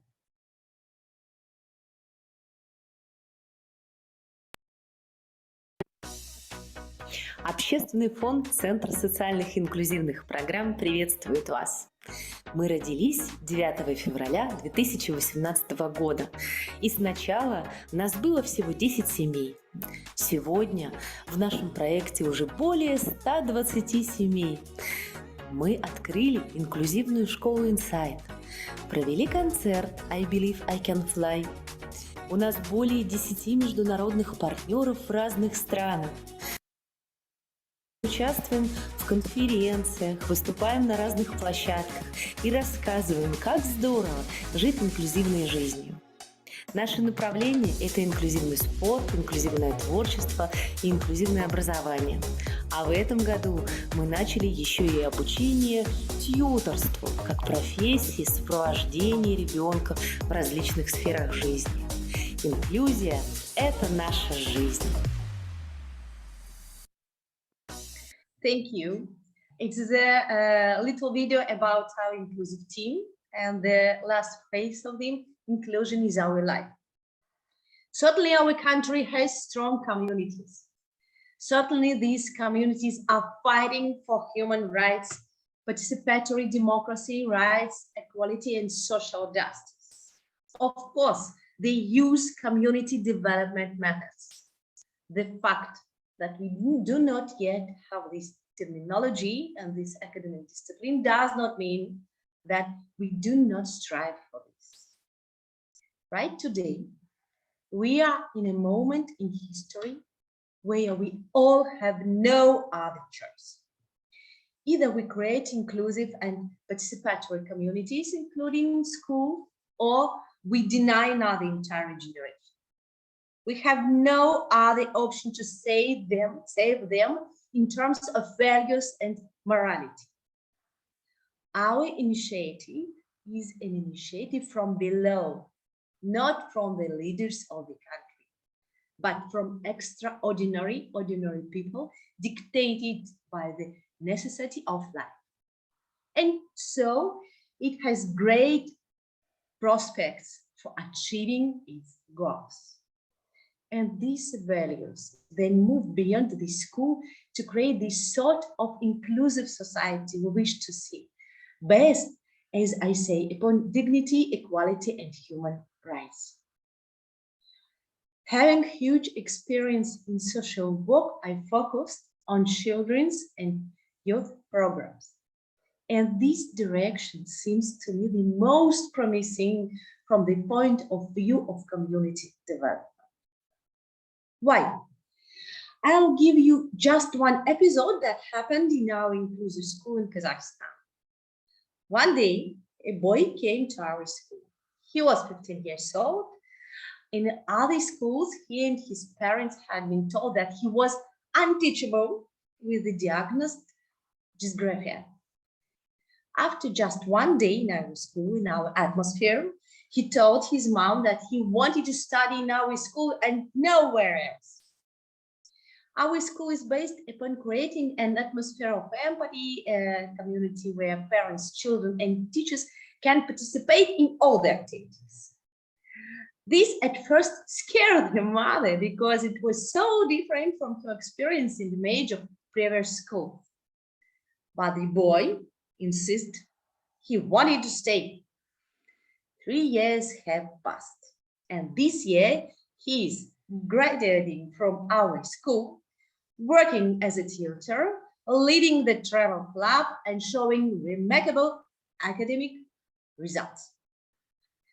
Over 3 years, his mother went from distrust to complete immersion in the idea of our inclusive community school. There are more than 162,000 children with special education needs in Kazakhstan. This is 2.7% of the total number of children in the country. And these are just the diagnosed ones. The situation is that the number of children with various disabilities is growing every year in our country. And we need to adopt new approaches and technologies and to employ professional specialists to assist learners with physical and learning disabilities. We believe that this requires an inclusive community philosophy and approach underpinned by enabling the learners and their families to participate in the learning processes as partners with the professional educators and other specialists. This philosophy and practice must be based upon human rights and the right of people with learning difficulties to have a voice. Our school has 30% of children with various disabilities, mental, physical, psychological, and 70% of the children are so-called normal. They both study together, play together, and make friends. We are an inclusive community school and a model, we believe, for others in our country and other countries. And the most common questions we receive from journalists are, how do we learn normal students to the school, and how do the parents agree to being in an inclusive school? For us, these are very strange questions. And the answers lie in the very essence of our school community. Ours is a school where a community of parents, children, and professionals do not just deal with the issues of education, but make decisions together. These decisions about the school are not just taken by the education professionals. Also, of course, we recognize their expertise, but the parents bring expertise and insights too, and do our learners. They all participate and have a say. And it is not simple tokenism, it is substantive and real, and our parents and children know that. Real communities are born when people with common values unite. This is exactly the experience that the participants at this conference have. And this experience is invaluable. Over the years, we have accumulated a lot of experience in the field of inclusion. The Convention of the Rights of Persons with Disabilities, according to the United Nations resolution, has created a legal framework for the building of society that creates equal conditions for development. And all the more valuable is our conference, because we all share riches are the tested methods of community development. We know these approaches work in different parts of our lives. This is why we are so keen to share the experience that we have with you and to build all the best that is in this area. Thereby, we form in ever wider circle of like-minded people who are able to change this world for the better by peaceful, participatory, and inclusive methods, by methods of community development. Sharing and learning from each other is so vital. So let's get on this with it, not just on the conference, but by continuing to build partnerships and networks that promote the holistic approach to community development. And at the end, I want to show another video, but with English subtitles. This is an inclusive games project, but I think it's more than a child's game. It's a model of real inclusive community. And it seems to me that this is the quality of connectedness and empathy that we should all strive for. Let's face it, we have a lot to learn from children. Please, video. I'm sorry for interrupting you, Sultana. Just one question. I see now we have 98 delegates with us, so we will need some time to invite everybody to join us as panelists. Can we use this time of the video to invite everybody? Is it okay for you? Yes. You're always ready for all challenges. So, dear delegates, now we will watch the video and everybody will see the journalist. Please, the button accept and join us, and we will see each other face to face. Can we have a video now, please?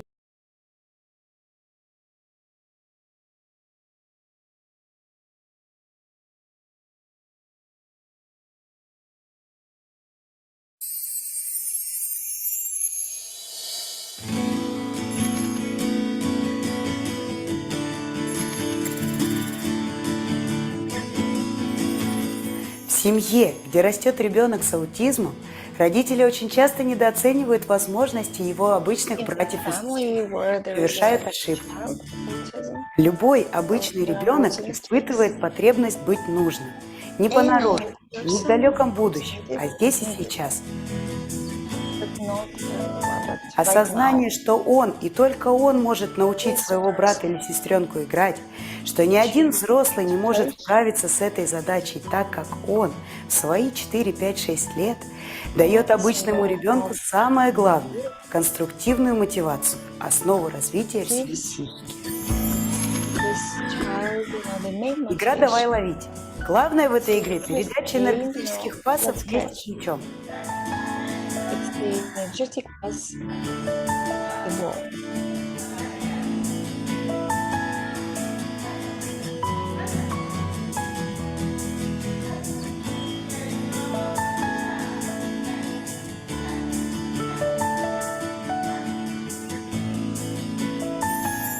В игре «Поехали, стоп» интерес особенного ребенка захватывает волной совместного движения детей и неожиданных остановок.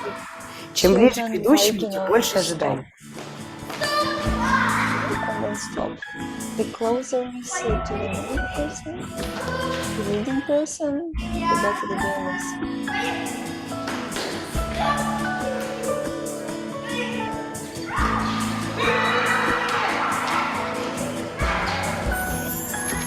В этой игре обычный ребенок организовывает внимание кризисного за счет неожиданного движения яркого самолетика.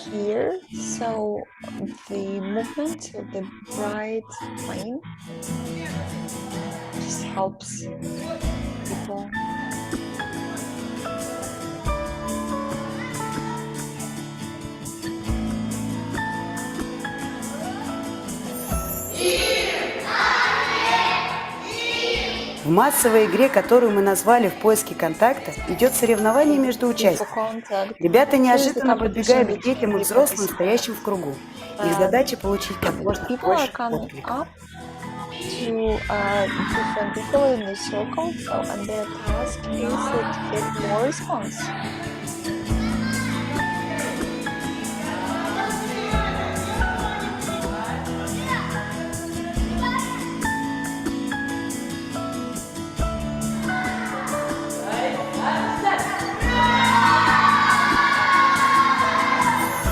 Польза для особенных детей очевидна, так как ребенок с аутизмом, лишенный естественной детской среды, никогда не сможет догнать своих сверстников в игровых и коммуникативных навыках.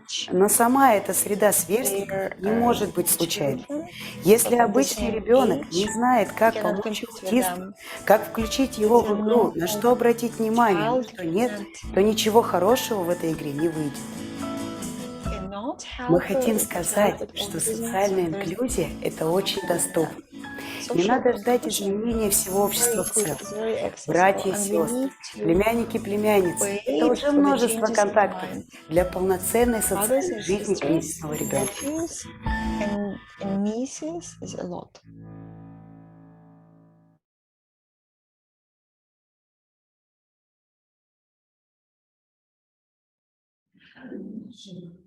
Thank you.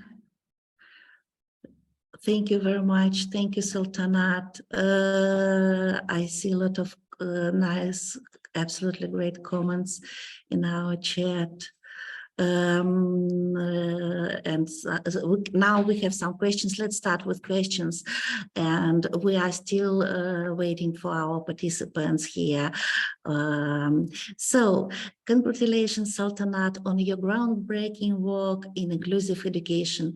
Do you have plans to extend your model and establish similar schools across your country?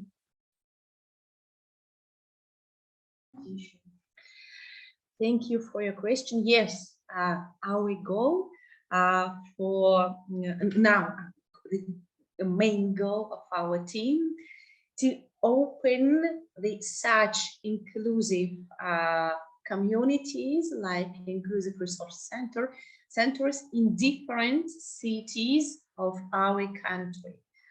And for this, now we are looking for such people, such teams with open mind, with enthusiasm that want to change the life, inclusive life in their cities. And in 2 cities in Kazakhstan, in Pavlodar and in Astana, we have this the same teams, and we started this process. Thank you for your answer. Quite comment from Daniel, quite educative and inspiring. Дякуємо, гарний film. Thank you very much.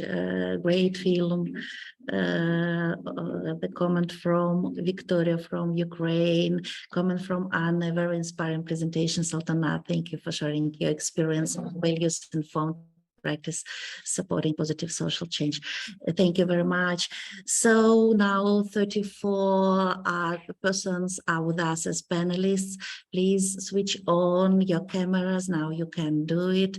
Anastasia, may I ask you to say a few words of comment to Sultanat, or maybe to the all other also keynote speakers? You were our first keynote speaker, and Sultanat is our last keynote speaker. So may I ask you to say a few words? I'm sorry, you're mute. Please, can you? Oh, yes, great. I can see it. I can see it now, and I hope you can see me. I was just trying to write something rather rapidly into the chat, Sultanat, to say thank you, and thank you very much to all of the panelists this evening, and very well done. I think in particular, Sultanat, the way that you wove together the thinking about community development and the definition of community development with the work that you're doing was really helpful and very, very powerful. And I feel that what's been really important in what you said and in what a number of other people have been saying right throughout the past few days is that connectedness that we can make between ourselves, the way in which we can link together across different abilities and disabilities, across the way in which we are divided in order to work together for the sort of changes that are needed. And you're absolutely right that those don't have to be provided on a professional basis initially. They can also be very much work that we do collectively in spite of rather than because of the conditions that we're faced with. So I want to salute you and salute everybody else. Community development doesn't just belong to those of us who teach it, and I see Sarah Banks here as well, or those of us who do it in a paid capacity. It also belongs to those of us who use those methods in order to make sure that the work we do in other ways makes sense for people and that people's rights are promoted. I'm delighted to hear Tom speak of the CRPD, and as someone who was chair of one of the other treaty bodies, the Convention on the Elimination of Racial Discrimination, I'm very familiar with all of these treaties. And I think my message, and that's my final word to you this evening, is if we are to make progress with those treaties, if we are to make sense with CRPD and CERD and the Convention for the Elimination of Discrimination Against Women, in my experience, that progress will be made because all of you and all of us push to make sure that our governments, which have made the commitments under those treaties, that they actually fulfill them. They are there, they have signed up to them, but most of them intend to just sign up, go to Geneva, tell everybody how well they've done, and then go home again. So the difference will be the difference that all of you make. And I feel very strongly that all of you will make a very substantial difference. Thank you. Thank you very much, Anastasia. Thank you. Dominic, I would like to take this opportunity to say thank you to you and to Christian Blend Mission. We would like to thank CPM as our partner for providing a great support for our conference, but a special thank you for invitation such great speakers as Bhargavi Davar and Tom Shakespeare today. Please, can you say a few words to us? Maybe some comments or questions? Well, thank you, Anastasia, for giving me the floor. And let me simply say the pleasure is absolutely mine. This ours. I mean, I speak here on behalf of CVM. It's just wonderful to be part of IACD, to be able to support the World Community Development Conferences. And Anastasia, quickly, I think you said it all. Frameworks and conventions are important, but in the end, they're important pieces of paper. It's about the people who actually make it happen and who work day in, day out to change the world and make what's written in those papers a reality. So being able to participate to that and together once a year in a World Community Development Conference, it's just a wonderful experience. Thank you, Anastasia, Marciskavia, Nastya, for having us here and for being able to work together. Thank you. Thank you very much, Dominic. I'm so happy to see my colleagues and friends from Ukraine now with us. Alina, Victoria, Victor with Ukrainian flag. Can we just, I will ask Tanya, can we put Victor for the big screen just for a few moments and with great Ukrainian flag? Can we do it? Thank you very much, all of you, for your support, for your participation.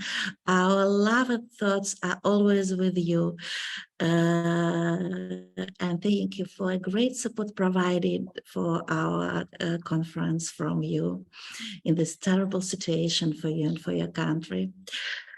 So I think that we will have one more session. It will be on Friday, because tomorrow we will have more workshops and parallel sessions, and then we will have 3 days of practice, online practice exchange. It would be Thursday, Friday, and Saturday. And on Friday, I think we have to have a special session just to say thank you to everybody. Absolutely informal session with a glass of wine or a cup of tea, just to thank you everybody. But now we have just 3 minutes before we have 3 minutes before we have to end. Can I ask Anna Clark, the ICD chair, to say a few words? Can you hear me? Are you here? I am here. I've had to use my phone. Can you hear me? Yeah, we can. Okay, so video on camera, on computer, sound on phone. Thank you, Nastia. I promised earlier, Nastia, that I wouldn't take any more than 2 minutes.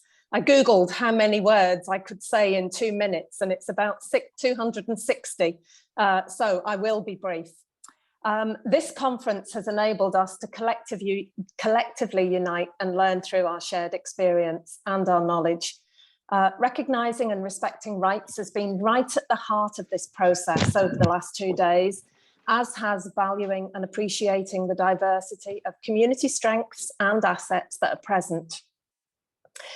Despite the very significant and serious global challenges that exist in our world today, which we've talked about, we know that we must strive for inclusion over exclusion, equality over inequality, fairness and justice over discrimination and injustice. None of us can do that alone. I think we've demonstrated that this week. But together, through our networks, through our associations, we can build collective and globally connected community development practice, which is founded on and leading to empowerment, equality, human rights, social justice, participative democracy, and sustainable development, working alongside communities for transformative social change. I wanted to say all of that because in there are 7 very deliberate words: unite, knowledge, rights, assets, inclusion, and they spell Ukraine.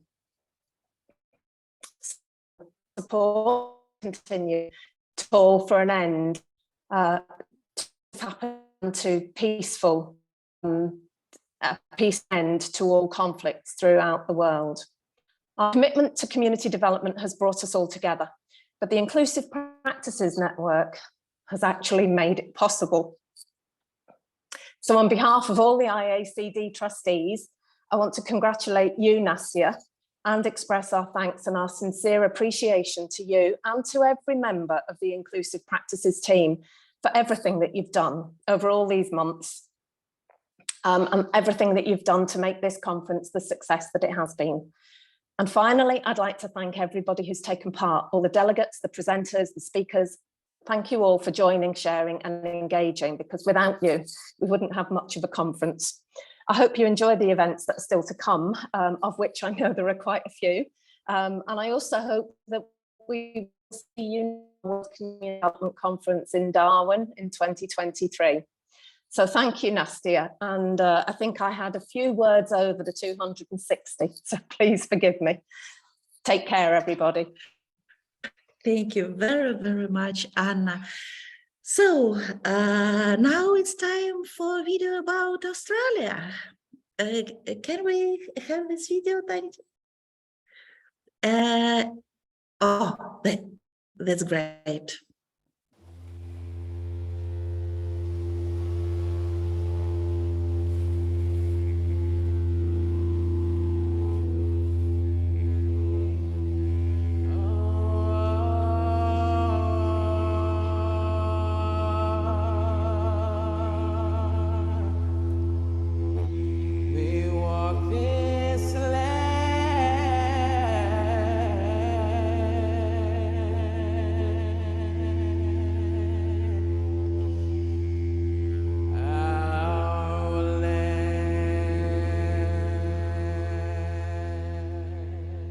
My name is Edwin Fijo and I'm a proud Larrakia person. My people, the Larrakia people, are the traditional custodians of the Darwin region and surrounding areas. I would like to respectfully acknowledge and pay respect to the elders past and present, and on their behalf, welcome all.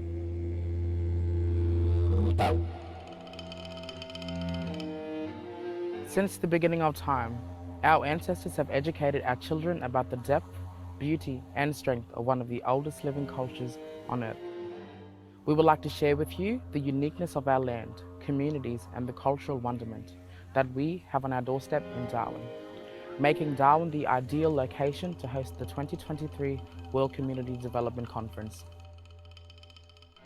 As the capital city of the Northern Territory, Darwin has a cosmopolitan blend of culture, history, shopping, cuisine, and a relaxed tropical lifestyle, complemented by friendly Territorians who will always provide a warm welcome. Our city is full of wonders. We are surrounded by hundreds of kilometers of national parks, waterways, and spectacular coastlines.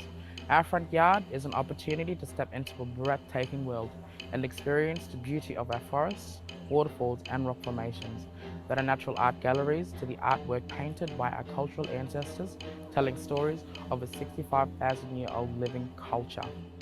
As a community, we work together to support and nurture the development of many sectors that are unique to the Northern Territory and which benefit both visitors and residents.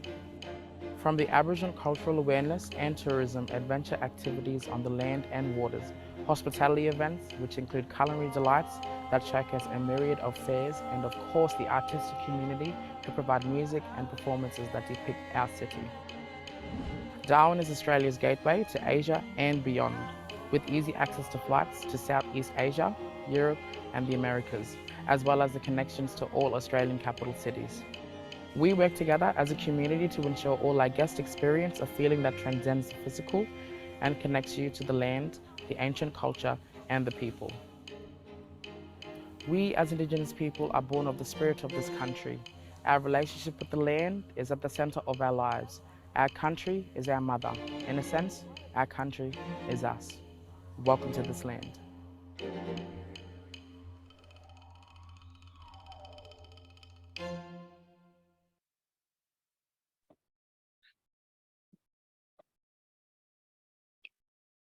I very much hope that we will all have the opportunity to meet at the next conference.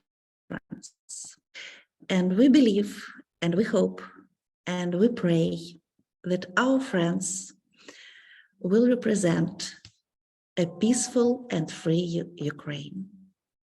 Thank you very much to all of us for joining us today. Have a great evening. Have a great day. See you tomorrow.